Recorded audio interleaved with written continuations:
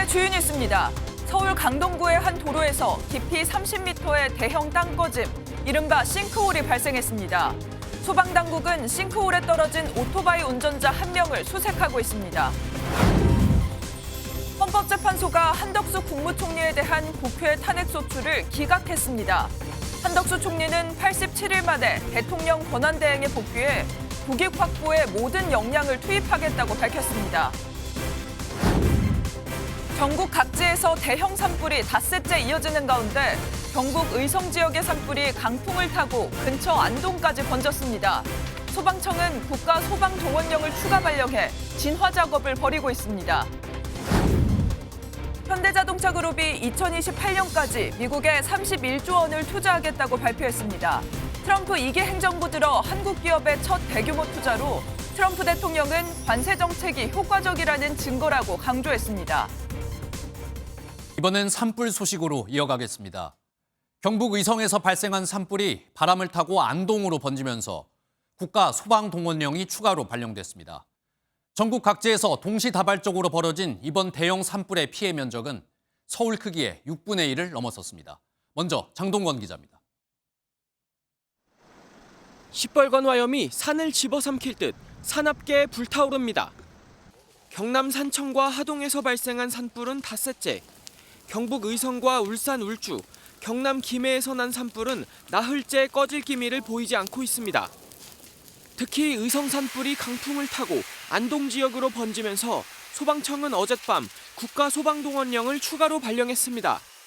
이에 따라 전국에서 이번 동시다발 산불 발생 지역에 동원된 소방차는 모두 320대로 늘었습니다. 오늘 오전 5시를 기준으로 의성의 산불 진화율은 55%로 떨어졌고 산청과 하동은 88%, 울주와 김해는 90%대의 진화율을 나타냈습니다. 5개 지역의 피해 예상 면적은 10,000헥타르, 3천만 평을 넘어섰는데 서울 면적의 6분의 1에 해당하는 수준입니다. 이번 산불로 인한 인명피해는 사망 4명과 중상 5명을 포함해 총 15명으로 집계됐습니다. 또한 주택과 사찰 등 건물 134개소가 불에 타며 주민 3,300여 명이 귀가하지 못하고 임시 대피소 등에 머물고 있습니다. 정부는 경남 하동군과 경북 의성군, 울산 울주군을 특별 재난지역으로 추가 지정했습니다. MBN 뉴스 장동건입니다. 한편 경남 창녕군에서 이번 산불을 진압하다 숨진 희생자 4명에 대한 합동 분향이 어제부터 시작됐습니다. 30대 공무원은 근무 순서를 바꿨다 변을 당했고 60대 진화대원은 홀어머니를 모시고 살았던 터라 더 큰 안타까움을 자아내고 있습니다. 강진우 기자가 전하겠습니다. 공무원 4년차인 30대 A씨는 경남 창녕을 떠나 부모님이 있는 창원에서 근무하겠다며 도청 전입 발표일을 기다리고 있었습니다. 성실과 배려로 생활한 그는 사고 당일 본인 근무일이 아닌데도 출근을 했다 변을 당했습니다. 자기가 순번이 아닌데도 또 다른 사람을 또 바꿔줬다가 이런 변이 생겨. 60대 산불 진화 대원인 B씨도 홀어머니를 모시고 살던 이름난 효자였습니다. 어머니는 물론 동네 어른들이 병원이나 읍내를 나갈 때는 꼭 자신의 차로 태우고 다녔습니다. 엄마하고 같이 살았고 그 산불 보러 다닌다고 하는 거 그게 참 너무 대단하죠. 뭐 우리로서는 항상 가를 갖다가 이래 존경하지. 어제부터 합동 분향이 시작됐습니다. 60대 산불 진화대원 3명과 30대 인솔 공무원의 마지막 가는 길에 추모 행렬이 이어졌습니다. 그분들도 다 먹고 부모 자식이 다 있고 이러는데 한 집에 가장도 있을 수도 있고 그분들 뭐 생각하면 참 너무 안타깝습니다. 창녕군은 오는 27일까지 합동 분향을 이어가는데 이 기간에 예정된 모든 행사를 전면 중단하기로 했습니다. MBN 뉴스 강진우입니다. 다음 소식입니다. 우리나라 축구대표팀이 오늘 저녁 8시 요르단과 북중미 월드컵 3차 예선 8차전을 치릅니다. 이강인과 백승호 등 핵심 미드필더들이 부상으로 빠진 위기 상황인데요. 만약 오늘 요르단과의 경기에서 비기거나 진다면 월드컵 본선 진출길이 험난해집니다. 최형규 기자입니다. 피파 랭킹 82 오만전 무승부에 이강인과 백승호, 정승현까지 3명이나 부상으로 빠졌지만 대표팀은 비교적 밝은 표정으로 요르단전을 준비했습니다. 패배 같은 무승부를 딛고 분위기를 추슬렀지만 상황이 녹록지 않습니다. 2위 요르단과의 승점 차는 겨우 3점. 승리하지 못하면 월드컵 본선행이 꼬일 수 있습니다. 전체적으로 첫 경기보다는 모든 면이 좀 좋아졌을 거라고 기대하고 있고요. 좋은 경기력으로 잘 경기 마무리하도록 하겠습니다. 불행 중 다행은 오만전에 결장했던 황인범이 요르단전에는 뛸 수 있다는 겁니다. 황인범과 함께 공수의 연결고리로 활약할 베테랑 이재성은 요르단과의 지난 경기에서 득점한 좋은 기억을 되살린다는 각오입니다.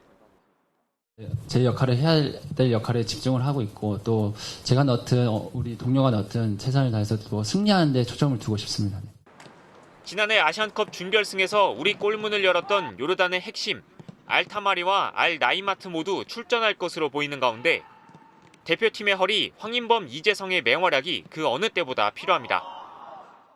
11회 연속 본선 진출을 바라며 수원에 모일 4만 명의 팬들의 바람대로 요르단을 꺾는다면 다음 상대 이라크와 비기기만 해도 월드컵 티켓을 따낼 수 있습니다. MBN 뉴스 최영규입니다.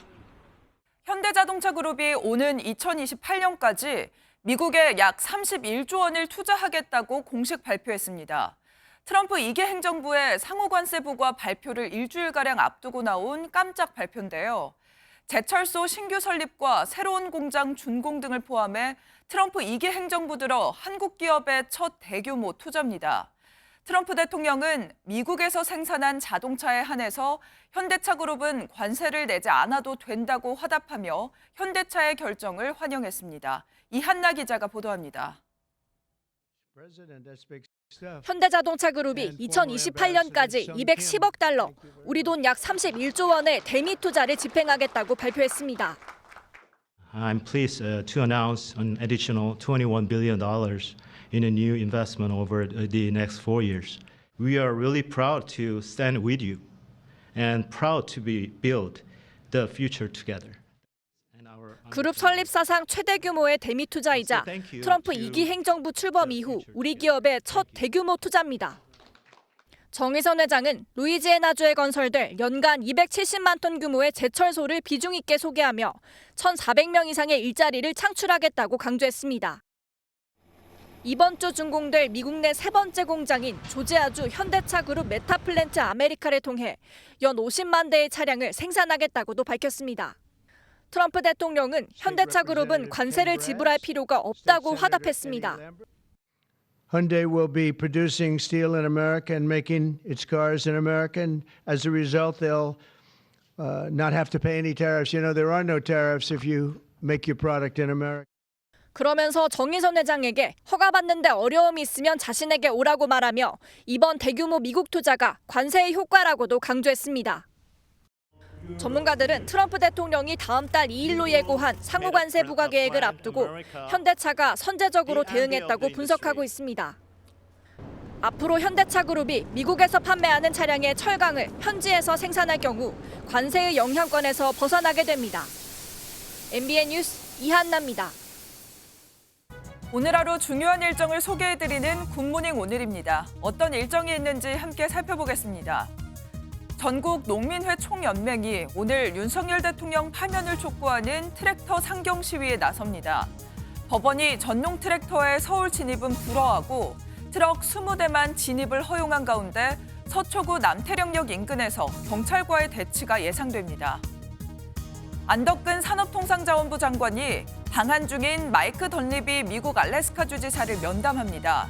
안 장관과 던리비 주지사는 트럼프 미국 대통령이 추진하는 알래스카 LNG 프로젝트에 한국이 참여하는 방안 등을 협의할 전망입니다. 지난해 4월 중국으로 반환된 자이언트 판다 푸바오가 오늘 중국 쓰촨성 청두 판다 기지에서 관람객들에게 공개됩니다. 지난해 12월 푸바오가 경련 등의 이상 증세를 보여 격리된 지 4개월 만입니다. 지금까지 굿모닝 오늘이었습니다. 지금부터는 한덕수 국무총리의 탄핵 관련 소식으로 이어가겠습니다. 헌법재판소가 한덕수 국무총리 탄핵안에 대해 기각 결론을 내렸습니다. 국회가 탄핵안을 통과시킨 지 87일 만인데요. 헌법재판소 재판관 8명 중 기각이 5명, 각하 2명, 인용은 1명으로 선고가 나왔습니다.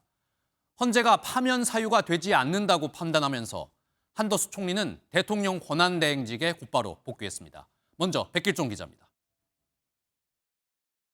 주문, 이 사건 심판 청구를 기각한다. 지난해 12월 국회에서 야당 주도로 한덕수 총리에 대한 탄핵 소추안이 통과된 지 87일 만에 기각 선고가 내려졌습니다. 12.3 비상계엄과 관련한 탄핵 심판 가운데 헌재가 처음으로 내놓은 결론입니다. 헌재는 기각 5명, 인용 1명, 각하 2명으로 한 총리 탄핵 소추를 기각했습니다. 앞서 국회는 한 총리가 비상계엄 내란 행위를 공모하고 묵인했고 대통령 권한대행으로서 국회가 추천한 헌법재판관 임명을 거부했다는 등 5가지 사유로 탄핵 소추안을 통과시켰습니다. 여야가 합의하여 안을 제출하실 때까지 저는 헌법재판관 임명을 보류하겠습니다. 기각 의견을 낸 5명의 재판관 중 4명은 재판관 미임명이 위헌이라고 판단하면서도 파면 사유까진 되지 않는다고 결론 내렸습니다. 헌법재판관 임명 거부가 현직 대통령에 대한 탄핵 심판을 진행 중인 헌법재판소를 무력화시키기 위한 목적 또는 의사에 기인하였다고까지 인정할 증거나 객관적 자료는 발견되지 아니합니다. 헌재가 한 총리 탄핵을 기각하면서 한 총리는 즉시 복귀해 다시 대통령 권한대행직을 수행하게 됐습니다. MBN 뉴스 백길종입니다. 헌법재판소는 한덕수 국무총리에 대한 이른바 5대 탄핵 사유 중 4가지는 위법하지 않다고 봤습니다. 나머지 하나인 헌법재판관 임명 거부에 대해서도 파면 사유엔 해당하지 않는다고 결론을 내렸습니다. 이어서 고정수 기자입니다. 한덕수 대통령 권한대행 국무총리에 대한 국회 탄핵 소추 사유 중 단연 핵심은 비상계엄에 대한 방조와 공모 여부입니다. 헌법재판소는 윤석열 대통령 탄핵 심판과도 연결된 이 사유에 대해 사건 실체 전반이 아닌 선포 절차만을 판단했습니다. 피청구인이 비상계엄 선포에 절차적 정당성을 부여하기 위하여 국무회의 소집을 건의하는 등의 적극적 행위를 하였거나 소추 관련 사실을 인정할 만한 증거나 객관적 자료는 찾을 수 없습니다. 내란 상설특검 임명 회피 또한 수사 방해라고 볼 수 있는 증거나 객관적 자료가 없다고 봤습니다. 한동훈 한덕수 공동 국정운영 체제도 대통령제를 없애려는 취지보단 민심 수습 안정 의도로 해석했습니다. 김건희 여사, 최혜병 사건 수사 의혹과 관련한 각각의 특검법 거부는 대통령 거부권 남용을 조장 방치했을 만한 증거 등이 없다고 결론 내렸습니다. 다만 총리 탄핵을 촉발했다는 헌법재판관 임명 거부에 대한 판단은 좀 달랐습니다. 국회가 선출한 3인을 재판관으로 임명하지 않겠다는 거부 의사를 미리 종국적으로 표시함으로써 헌법상의 구체적 자기 의무를 위반하였습니다. 그러나 헌재는 이마저도 파면 사유엔 이르지 않는다는 해석을 냈습니다. 대통령 권한대행 탄핵 시 총리 기준 151석의 의결 정족수가 적용됐기에 소추를 각하해야 한다는 주장은 받아들이지 않았습니다.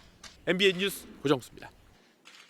윤석열 정부가 출범한 후 국회에선 지금까지 30건의 탄핵안이 발의됐고 이 중 13건이 국회를 통과했습니다.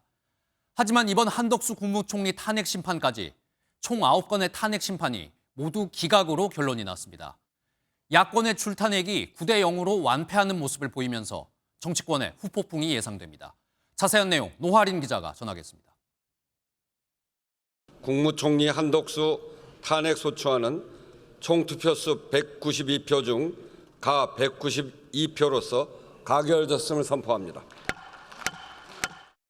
윤석열 정부 들어 더불어민주당 주도로 발의된 탄핵 소추안은 모두 30건에 달합니다.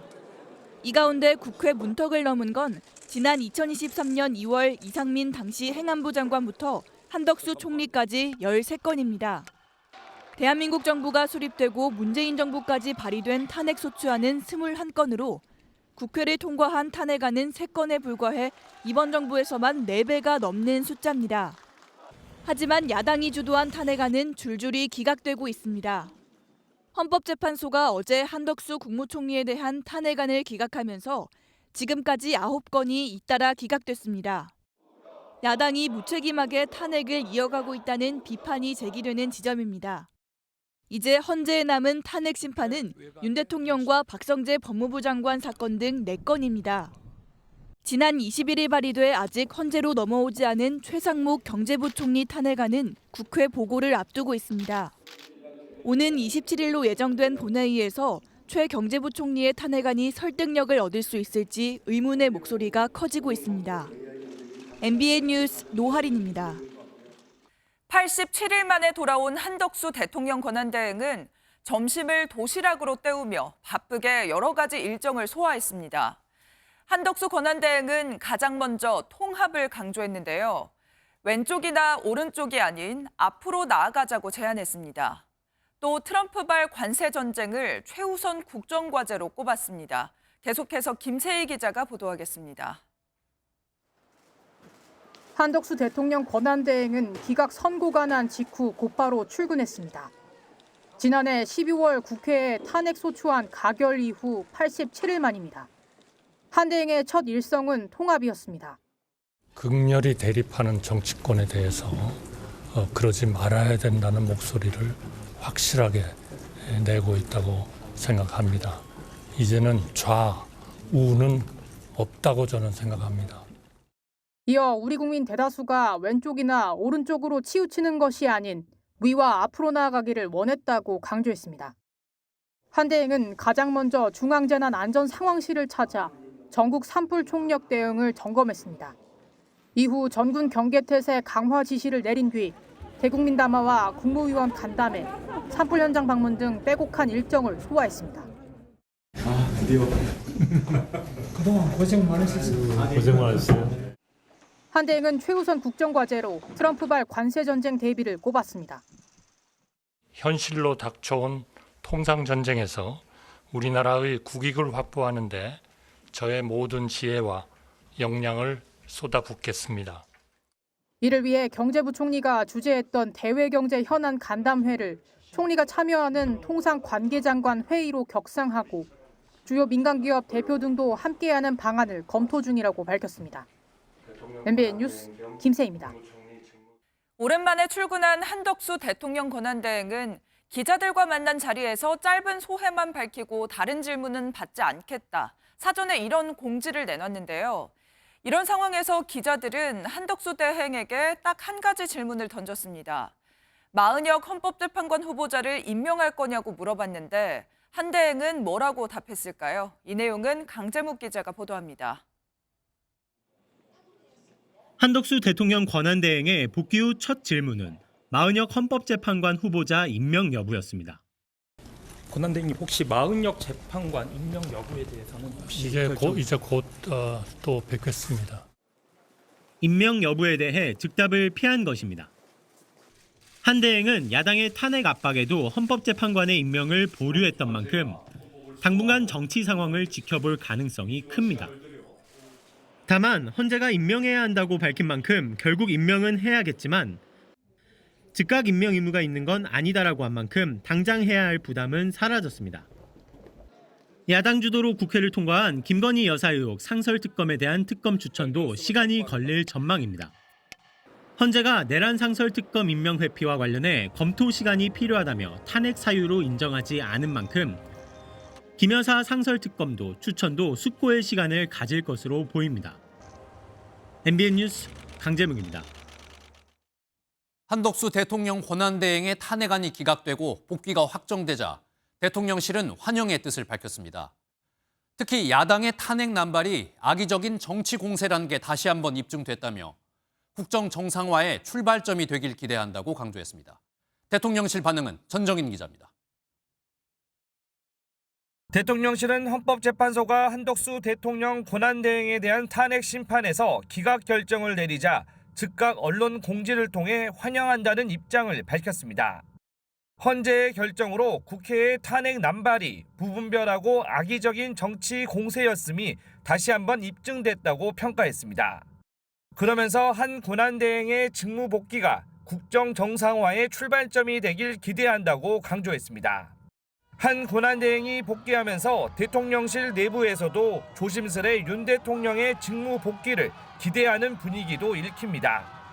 다만 헌재를 자극하지 않기 위해 최대한 메시지 발신을 자제하며 신중한 태도를 유지하고 있는 기조는 당분간 계속 이어간다는 방침입니다. 대형 산불에 공개 메시지를 내며 석방후 이어오던 침묵을 깬 윤 대통령도 이번 헌재 결정에는 별다른 입장을 내지 않았습니다. MBN 뉴스 전정인입니다.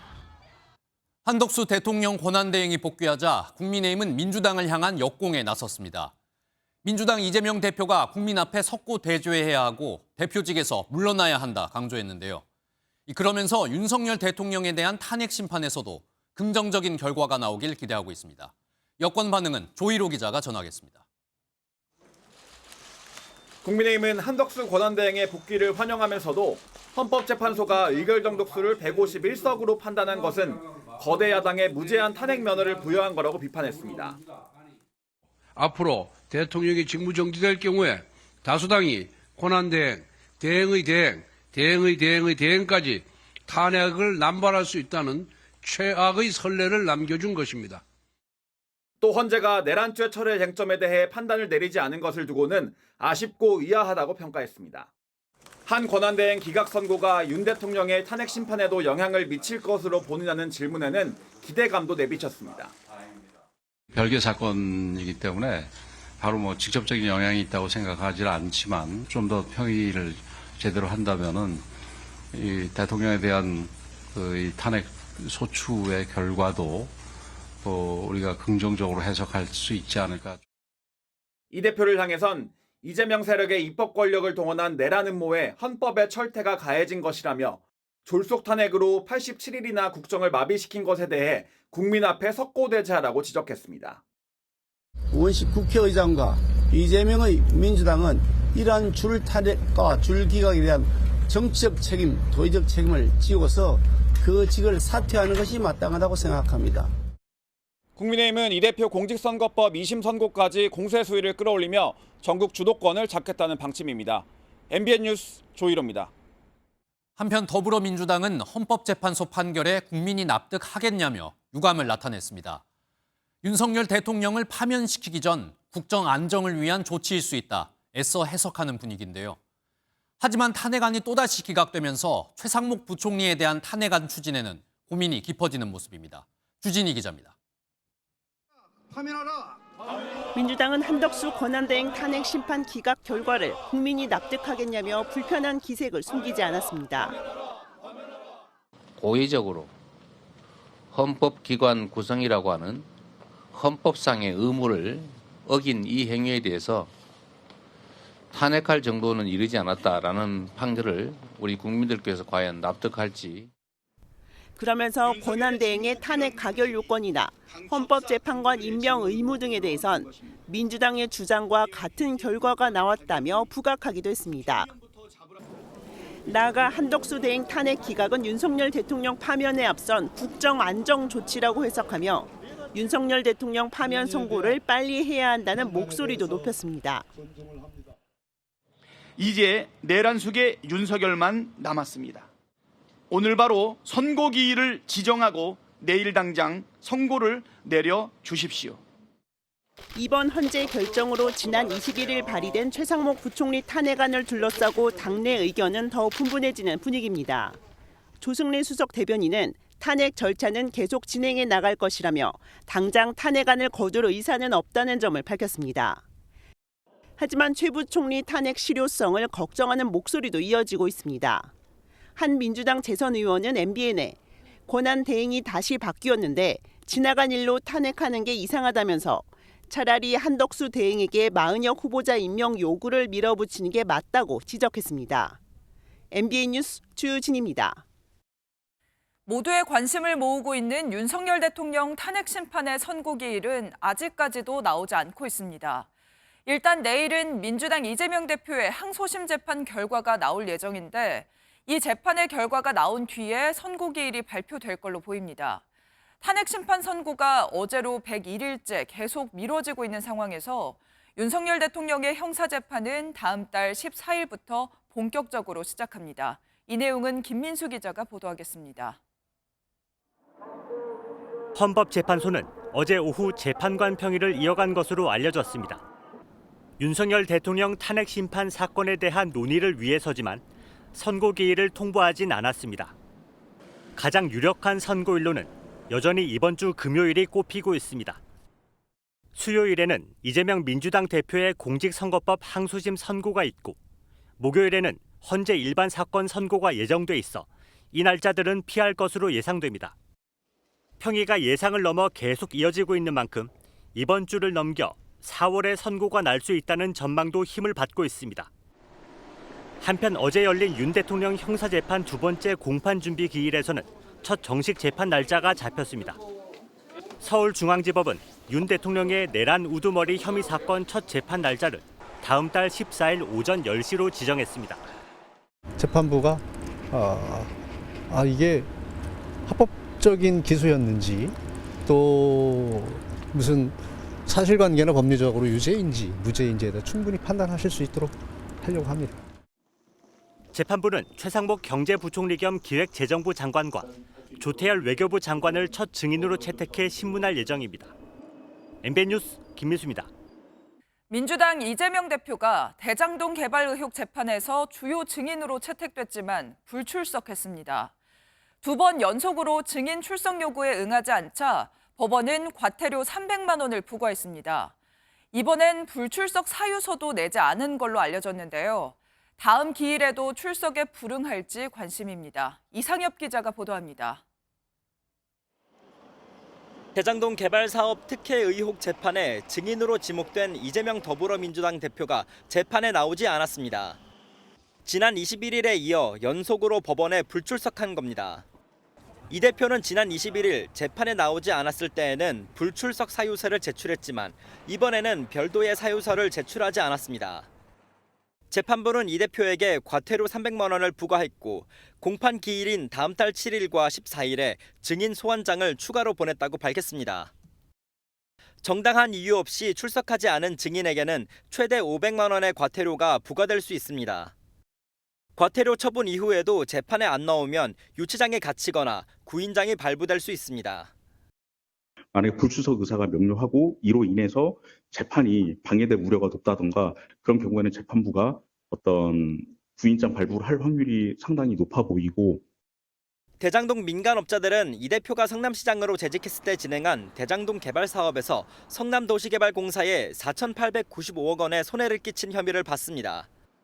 이 대표가 또다시 출석 통보를 받은 대장동 재판의 다음 기일은 오는 28일에 열릴 예정입니다. MBN 뉴스 이상엽입니다.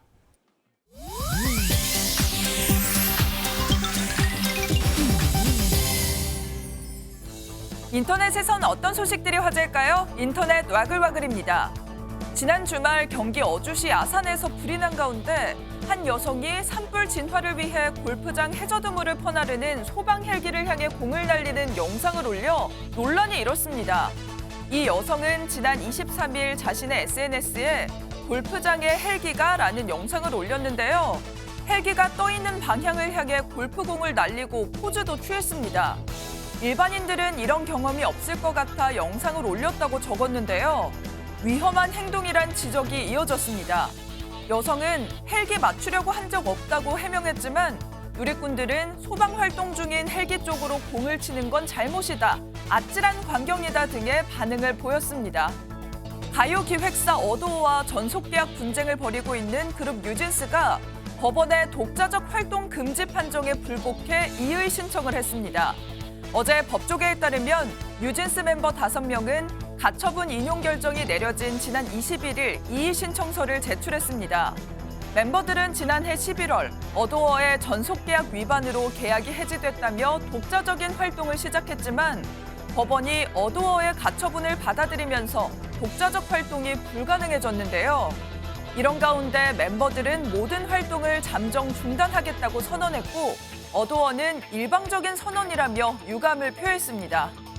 인도의 한 관광객이 오션뷰 호텔을 예약했는데 호텔에 도착해보니 오션뷰 벽지가 붙어 있었다는 황당한 사연이 SNS를 통해 알려졌습니다. 멋진 바다 풍경을 기대한 이 관광객은 실제 숙소에 도착한 후 자신의 눈을 의심했는데요. 바다를 보기 위해 발코니로 다가갔더니 실제로는 벽에 붙은 바다 사진이 전부였다고 합니다. 호텔에 항의했지만 벽지도 객실의 일부라는 답을 들었다고 하는데요. 누리꾼들은 미안하지만 너무 웃기다. 이럴 거면 숙박비도 돈 사진으로 내면 되는 거 아니냐라며 황당하다는 반응을 보였다네요. 인터넷 와글와글이었습니다. 토지거래 허가구역을 서울 강남 3구와 용산구 전역으로 확대 시행한 첫날인 어제 대상 지역이나 그렇지 않은 지역이나 거래는 끊겼습니다. 적용 지역은 실입주를 해야 하니 문의가 없고 제외된 곳도 단속반이 뜨면서 부동산 중개업소들이 문을 닫은 건데요. 당분간 이런 분위기가 이어질 거란 전망입니다. 강서영 기자가 현장 취재했습니다.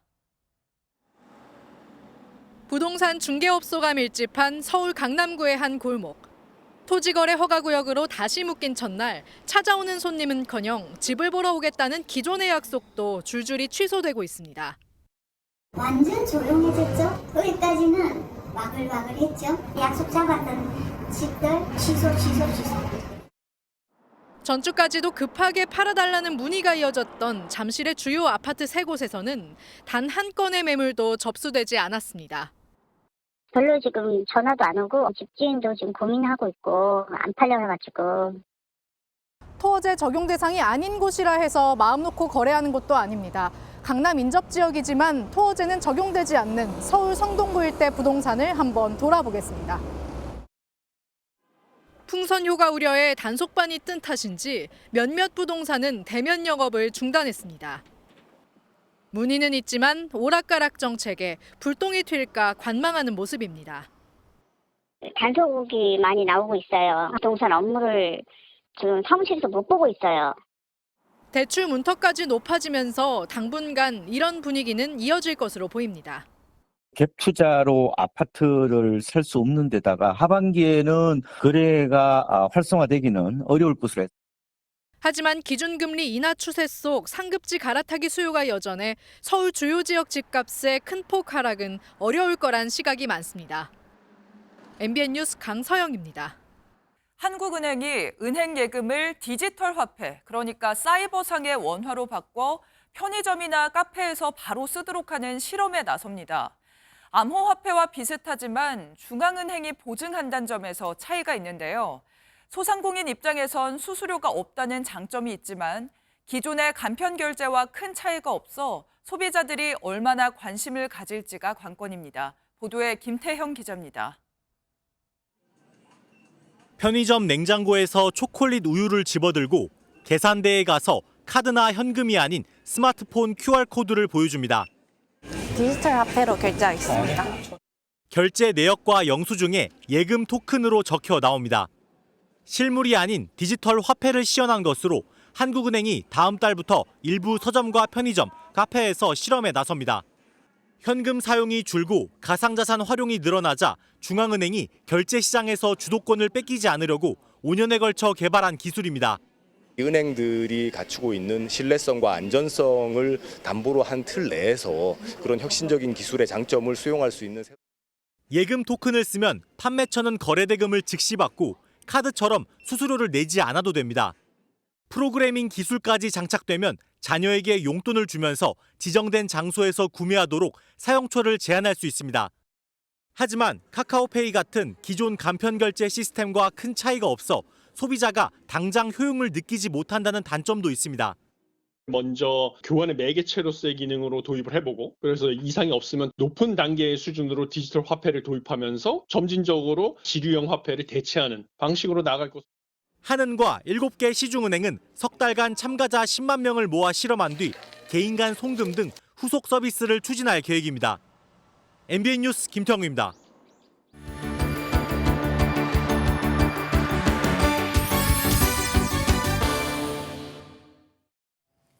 굿모닝 월드입니다. 멕시코에서 민폐를 저지른 관광객이 다른 관광객들에게 쫓겨나는 일이 있었습니다. 어떤 민폐였는지 영상으로 만나보시죠.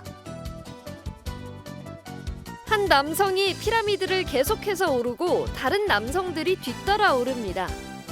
이곳은 멕시코의 마야 유적지 치첸이차의 피라미드로 오르는 것이 금지된 곳입니다. 그런데 독일 관광객이 갑자기 이 피라미드에 올랐고 구조물 안에 숨으려고 시도했습니다. 일부 분노한 방문객들이 야유를 보냈고 보안 인력이 남성을 끌어내렸는데요.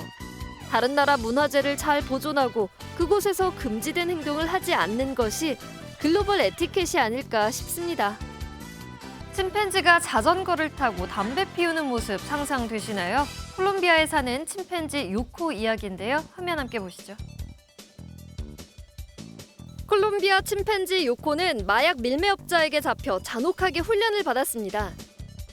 TV를 보고 담배를 피우고 옷을 입고 수년간 동물원에서 살았습니다. 마약 밀매와 관련한 열악한 환경에서 구조된 이후 치료를 받아왔지만 콜롬비아 정부가 요코에게 진짜 침팬지의 삶을 선물하기로 하면서 브라질의 보호소에 새 터전을 꾸리게 됐습니다. 여기서 다른 침팬지들을 사귀고 있는데요. 특히 암컷 침팬지와 잘 지낸다고 합니다. 자연으로 돌아간 요코, 담배 대신 바나나를 좋아하는 진짜 침팬지가 되어 다행입니다. 매일 아침 출근길 반갑게 인사를 나누는 사람이 있다면 어떨까요? 뉴욕의 한 지하철역에 한 남성이 아침 인사로 통근객을 맞이한다는데요. 미국으로 가보겠습니다. 올해 71세 영무원인 스미스 씨입니다. 다음 열차가 2분 남았다고 통근자를 재촉하기도 하고 매번 보는 통근자와 서로 껴안으며 반갑게 인사를 나누기도 합니다. 그리고 도움을 요청하는 통근자에게 친절하게 다가가기도 합니다. 2017년부터 이곳에서 일한 스미스 씨는 사교적인 사람이었지만 코로나19 때문에 부스 안에서 일을 해야만 했는데요. 코로나 팬데믹이 끝나고 나서 이같이 통근객들에게 인사를 하며 맞이하고 있다고 합니다. 은퇴도 마다한 채 친절은 무료라며 이 일을 즐기고 있는데요. 뉴욕 시민들 아침 출근길 행복할 것 같습니다. 지금까지 굿모닝 월드였습니다.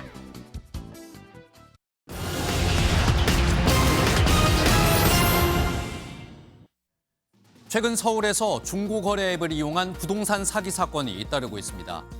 한국공인중개사협회는 당근과 네이버, 직방, 다방 등 부동산 직거래 플랫폼의 허점을 이용한 사기 사건이 벌어지고 있다 밝혔는데요. 피해자들에게 비밀번호를 알려주고 집을 둘러보게 한 뒤 가계 약금만 받고 잠적하고 있어 꼭 주의하셔야겠습니다. 우리나라 음원 점유율 1위인 카카오 엔터테인먼트가 8년 넘게 온라인 뒷광고를 하다 적발됐습니다.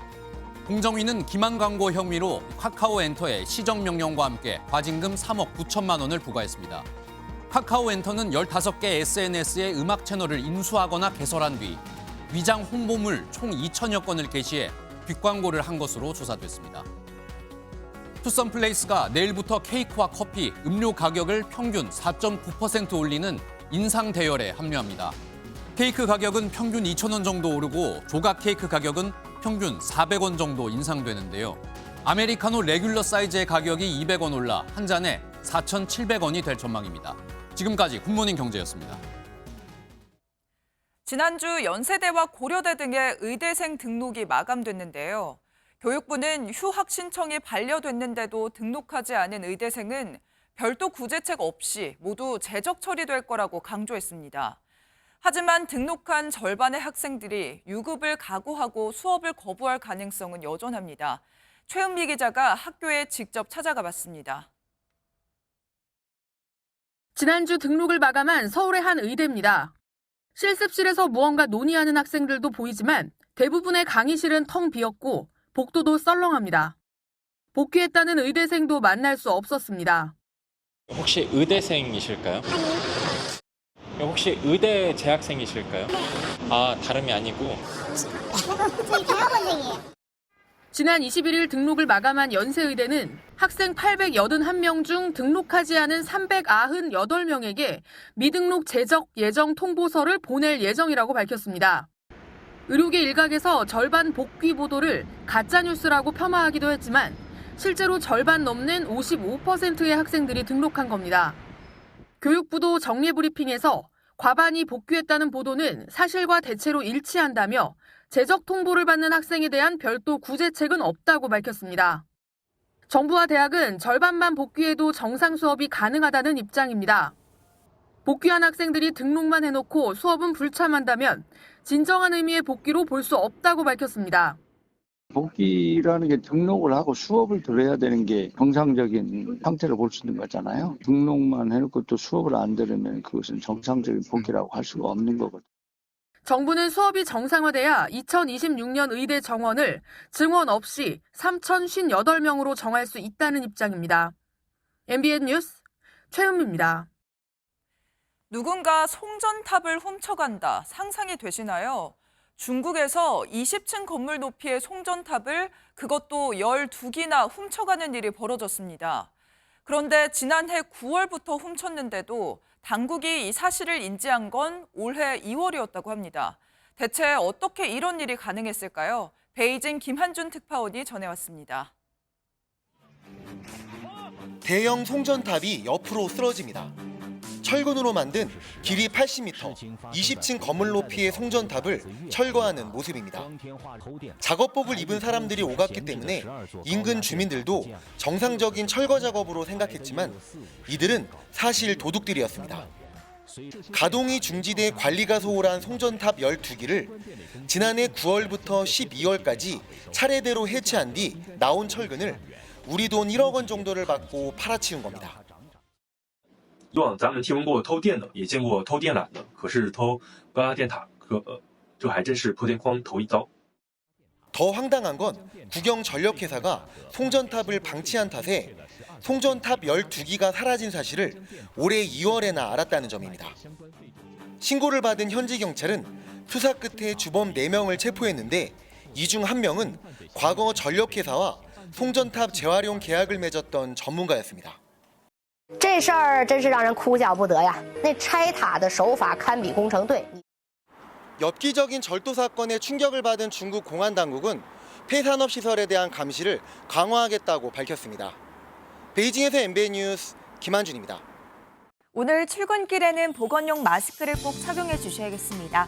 대기 정체가 이어지고 황사가 유입되면서 전국의 초미세먼지 농도가 높게 나타나고 있는데요. 특히 수도권에는 초미세먼지 주의보가 내려진 가운데 서울과 인천은 매우 나쁨 수준까지 올라 있습니다. 오늘 초미세먼지와 미세먼지 모두 농도가 높게 나타나겠고요. 낮에는 미세먼지 농도도 매우 나쁨 수준까지 오르는 곳이 많겠습니다. 연일 고온 건조한 날씨가 이어지면서 건조특보 지역은 갈수록 늘어나고 있습니다. 경북 지역에는 건조경보가, 영동과 충청 이남 곳곳에는 건조주의보가 발효 중입니다. 오늘 오후부터는 서해안과 동해안, 남부 내륙을 중심으로 초속 20에서 25m 이상의 매우 강한 바람도 불겠습니다. 이에 따라 충청과 남부지방에는 산불 위기경보 심각 단계가 유지 중입니다. 작은 불씨도 세심하게 살피셔야겠습니다. 오늘 아침도 큰 추위는 없습니다. 현재 서울의 기온 10.4도 나타내고 있고요. 낮 기온은 서울 19도, 대전과 광주 24도, 대구는 26도까지 오르겠습니다. 내일 제주와 남해안을 시작으로 모레는 전국에 비가 내리겠습니다. 날씨였습니다. 화요일 아침 굿모닝 MBN 마치겠습니다. 저희는 내일 아침 7시에 다시 찾아뵙겠습니다. 오늘도 좋은 하루 보내세요. 고맙습니다.